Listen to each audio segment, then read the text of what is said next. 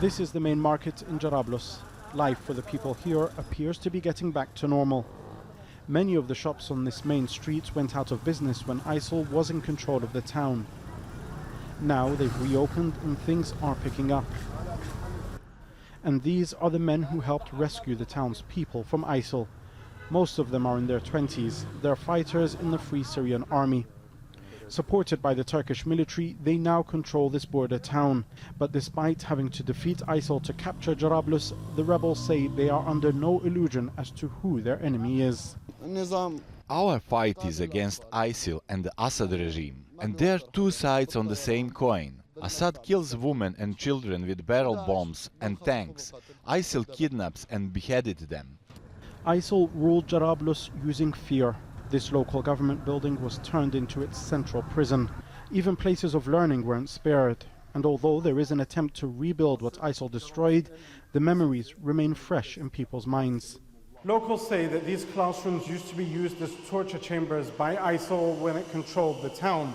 But since Jarablus has been liberated, in a large part due to Turkish military intervention, a process of renovation has begun in order to turn these classrooms and transform them to become a place to build a brighter future for Syria's children. At the local hospital, doctors are still treating people with battle wounds. Jarablus may be free from ISIL, but Syria remains hostage to a continuing civil war. Here, territory changes hands sometimes on a monthly basis. No place is safe, especially not from airstrikes and barrel bombs. That's why opposition fighters say a safe zone is needed. We need a safe zone, a no-fly zone, so that civilians can be protected. Then they won't have to seek refuge in other countries. If there are more safe zones, then everyone will return to Syria. There won't be any refugee camps anymore. Those who are most in need of such a safe zone are Syria's children.